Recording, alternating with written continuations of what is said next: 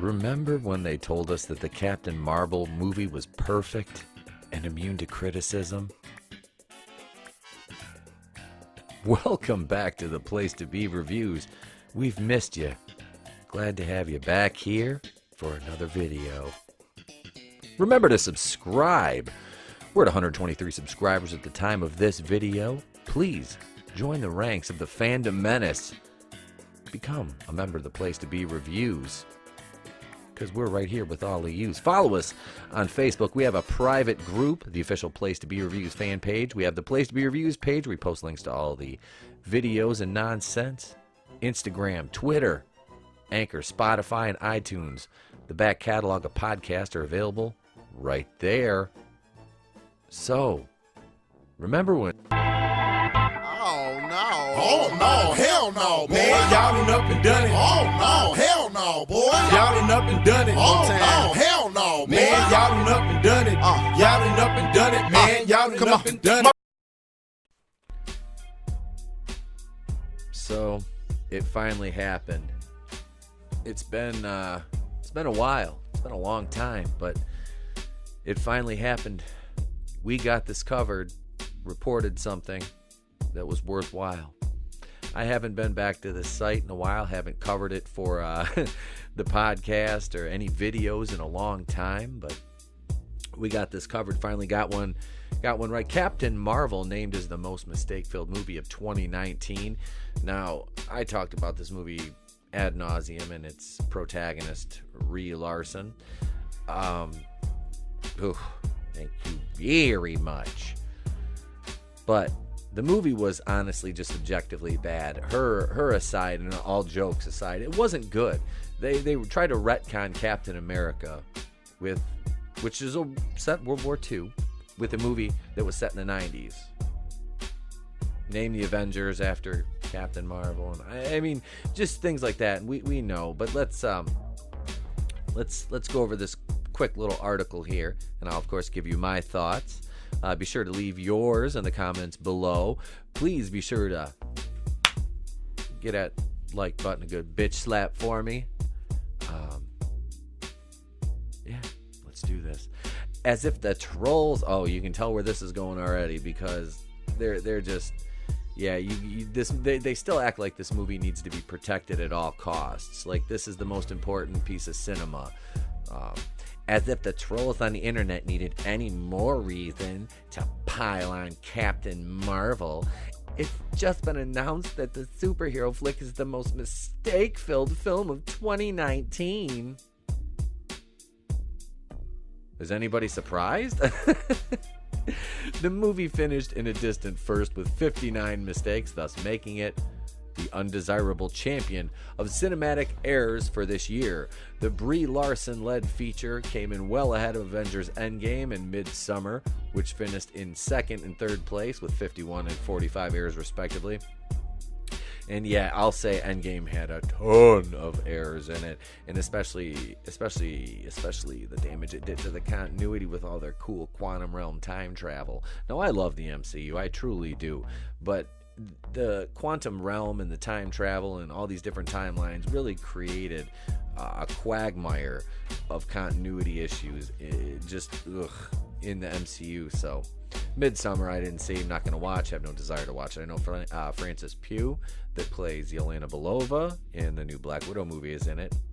Still not going to watch it, just didn't seem like it interested me. Okay, so a lot of the blunders stemmed from the pic's inability to remain in the time period it was supposed to be set in.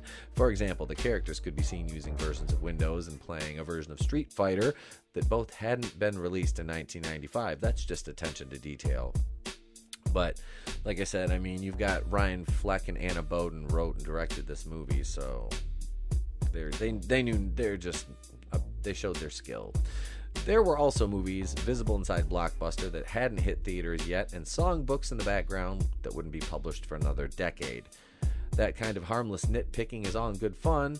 Of course, there's a chance that those who hate the film can use this calculation to further deride the unpopular superhero. I want to highlight that. Deride the unpopular superhero. they just acknowledge that she is unpopular. God, I've never agreed with, we got this covered more. Larson is often the subject of a lot of vitriol from people online who want her franchise to fail. She's frequently been the target of petitions urging Marvel to replace her, along with disparaging fan edits and nasty YouTube comments. Now the latest report could just add more fuel to the fire. Still, there's a large segment of the population who adores Carol Danvers, stunning and brave. After all, she was the most popular female Halloween costume this year and expected to become the face of the MCU in the near future. Don't hold your breath. As such, we've got a good feeling she'll be sticking around for a while yet. Oi, oi, oi, oi. No, really, this is funny because it's just, like I said, it's not a good movie. I mean, if you're into like virtue signaling and, wanna, be trendy and I guess this is the movie for you. But really, in all reality, in all seriousness here, this movie is objectively bad. It's not well written, not well put together. Brie Larson is boorish as the lead. She was, like I said, there was a reason she didn't have the screen time in Endgame, and this was, shot after Endgame. I mean, it's just and I've watched a couple, brothers. Like I said, she's not. I mean, she was the lead in Kong Skull Island, and you didn't even know she was there because she was just basically her acting is overshadowed by actual actors. And they're going to say, oh, wait, you're just saying that because it's men. No, because, I mean, you look at movies like Alien, Terminator, Terminator 2, any of the Underworld movies, any of the Resident Evil movies, The Fifth Element. Look at these female characters. Wonder Woman, Alita. Look at these female-led actioners, man, and that's what draws people in. Look at it's just this is not, the movie wasn't good. So, say there's all these mistakes, and absolutely there was. Like I said, I watched it once. I was sailing the high seas. The second night it was out, I watched it, and then I watched it again on on demand or some shit, or I got a free rental from the video store. No, that was I got a free rental. That's right, so I was gonna pay for this. I got a free rental, used my free rental on it, and it was boring. I'm not just dogpiling on Brie Larson here because I don't particularly think she's probably she just doesn't seem like that genuine of a person. I just go back to the whole Stan Lee tribute with that. But, this movie wasn't good. There's a reason they haven't put forth any details about Captain Marvel 2. Well, I wonder why. They don't have anywhere to shoehorn it in between. So it's just funny to think that this is the route you're going to take, and you're going to continually but the MCU, they want to go woke and representation and diversity, and there's nothing wrong with diversity. Just make it work. Hell, I think the character of Captain Marvel would be way more interesting if they had done the Maria Rambeau or Monica Rambeau, whichever one it was in the 80s, because that is the African American version of Captain Marvel, and that was the most popular iteration of it. They're actually going to use her in the WandaVision series. They recast it's Monica's the daughter, I believe, and Maria's the mom. So it'd be Monica Rambeau because they recast the daughter as an older actress for the WandaVision show. So, as an alternate reality, they're going to have her as Captain Marvel. Cross her over, get rid of Brie Larson, just kill her character off. Nobody will even miss her. And don't hit me with that $1 billion thing, because we all know Disney's being investigated for SEC fraud. So who's to say they weren't shifting money and buying theater seats to prop that movie up because they wanted to make it look good? And the normies that went and watched it just watched it because it was sandwiched between Infinity War and Endgame, so you thought it was actually required viewing, and when you got there, you got honey dick into seeing just a subpar popcorn flick 5 out of 10 movie. So we're going to talk about this a little more. The clearance aisle at your local Walmart. Well, my local Walmart. Let's just take a look here and see how much people are buying these Captain Marvel backpacks, this awesome merchandise from this record-breaking, glass ceiling-shattering movie, right? There's surely none of these left here. Oh, we got a Justice League, of course, because, well, it's just a Justice League, and they overproduce those. But the Captain Marvel stuff, I mean, that's such a great movie. It should be flying off the shelves. There should be none of it on a clearance shelf. None of it on a clearance shelf. Whoop, John Cena, spinning championship belt. That fits right in with the Captain Marvel and the Justice League, doesn't it? But look at all of this. The sheer amount of Captain Marvel backpacks here as compared to the other stuff is funny. And $10, and they cannot give these things away. I mean, if you really wanted to see the scope, here it is right here. Look at all those Cat Pan mediocres. Yeah. But surely Rotten Tomatoes defended this movie, right? They bent the knee and changed moved the goalpost for this movie. It's got to have 100. Oh, wait, it doesn't. And the audience score's got to be high because people love it. Oh, wait, it's not. But enough about the movie. Let's talk about the comic book character, because this is what Miss Marvel looked like before feminine. This is Carol Danvers. Miss Marvel before feminism. Okay? Beautiful. Curvaceous.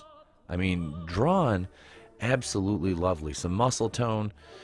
Now, after feminism, angry, that I want to talk to your manager haircut. This isn't even the worst of it. I mean, she's just like a board. It's just weird looking how they change it. But let's look at some toys. Now, the shelf certainly wouldn't be packed full of Captain Marvel, Marvel Legends action figures. Those would most certainly all have sold. Oh, wait, they didn't. Well, I wonder why they didn't. Jesus! Is it just me? Or is that... that is just... Well, look at all these things. Well, we can look at these one more time. 1, 2, 3, 4, 5, 6, 7. Oh, well, you get the point. Now, if nobody's buying these, and nobody's buying the merchandise, who is defending this character so vehemently online with such fervor that it causes shockwaves through the access media? Well, hey kids, want to see who uses words like misogynist and sexist, then calls you an incel, says you have a fragile ego, tells you you're afraid of strong women?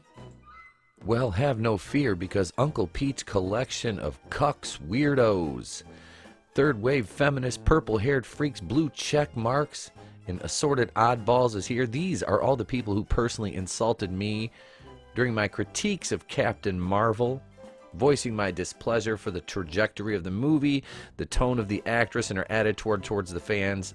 Incel, racist, bigot, misogynist, sexist, you name it, these people said it. Yes, the lead up to Captain Marvel certainly gave us a bevy of white knighting by basement-dwelling weirdos who live on Hot Pockets, Mountain Dew, and probably Monster while they fap to Captain Marvel comics. But relax, because these people never leave their parents' basements or Twitter, so you have nothing to fear from them. Even if they did leave the house, what are they really going to do? Possibly throw bed bugs at you? Give you scabies? But if I may do something that I don't do very often, then that's be serious. The reason that there hasn't been an announcement why and where Captain Marvel 2 is because they don't have 2 movies to sandwich it in between to guarantee a box office, because they know it can't stand on its own.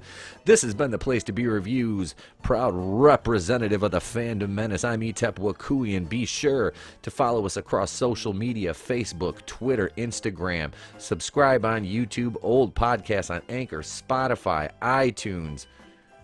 I've been here with all of yous. Remember, if I don't see you, have a great day and a pleasant tomorrow, ladies and gentlemen. I'll catch you on the flip side.